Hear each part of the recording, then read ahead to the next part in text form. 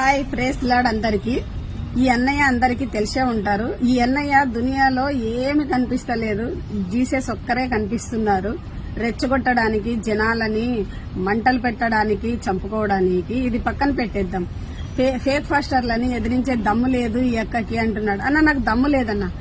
ఆ ఫాస్టర్లు ఏం చేశారు? జస్ట్ డబ్బుల కోసమే చేశారు. మనుషులు ప్రాణాలు తీసే అంతగా చేయలేదన్న. ఇంకో ముచ్చటన్నా, నాగర్ కర్నూల పక్కన ఉడాకపూర్ లో ఒక హిందూ టెంపుల్ కి ఒక హిందూ అమ్మాయి వెళ్తే 7 ఆమెను రేప్ చేసి దాహమని ఏడుచుకుంటూ అడిగితే అంట వాళ్ళు 7 ఆమెని మూత్రం పోసారంటన్నా.